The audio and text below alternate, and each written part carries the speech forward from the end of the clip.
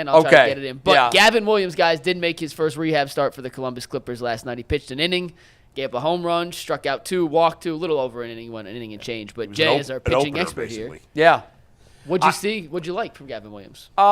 Velocity was good. Yeah. I thought we might see a diminish in his velocity. I didn't. Nope. Hard to take it out of, that inning. It's tough to say what he was working on. Right. I think he wanted to see that he could throw in a competitive environment without pain. The real question is, how does he feel today? But everything that I saw, I know he gave up a home run. I don't really care about that. Yeah. Everything I saw looked good. He looked like Gavin Williams. The velocity was there. So I'm encouraged by it. 2 telling things about this. One, as you said, the velocity was there, which is good because you always worry about it. Guys pitch for 2 months. What's he going to look like? Look at Tristan. Exactly. Number 2, it also told me that there's no quick trip through the minors here for him because he only threw, 27 pitches? What was it, 30? 26 pitches. I think it was, Yeah, like he's getting probably 5 starts in the minors before they call him up. They are not rushing him. No. He is their best pitching prospect now. And, their other best pitching prospect, Daniel Espino's, had been hurt for 3 years.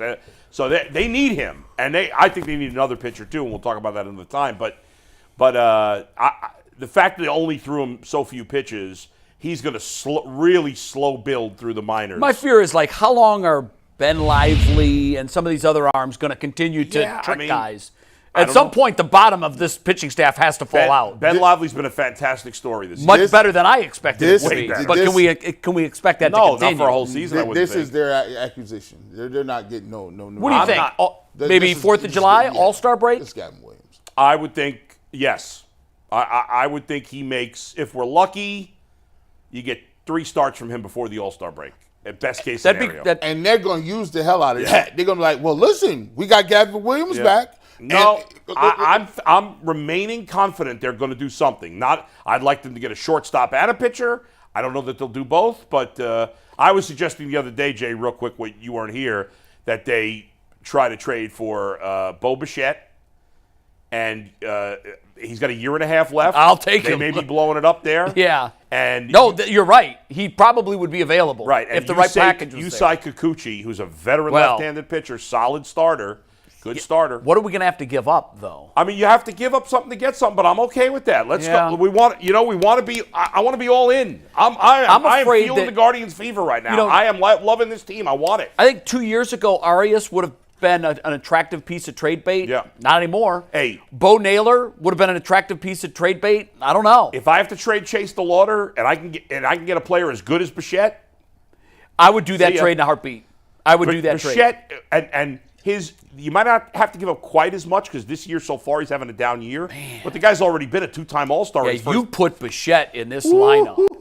My if you goodness. add Bichette and a solid, I'm not even asking for an ace. I'm saying a good, solid veteran starter. A 3. And then bring in Gavin Williams. Now you're cooking with gas. Yeah, no, I'm fascinated to see what this team does at the deadline. Jay, I'm going to be fascinated to see it because right now you're in the power rankings, they're 5th. Yeah. We're going to talk about that in the TV show in a sec. And by the way, if you're going to the Guardians game tonight, don't try to touch Jose Ramirez. You might combust. He's on fire. I mean, the guy is he's unconscious right now. He is better than Barry Bonds. Oh, my God. Jay, real quick.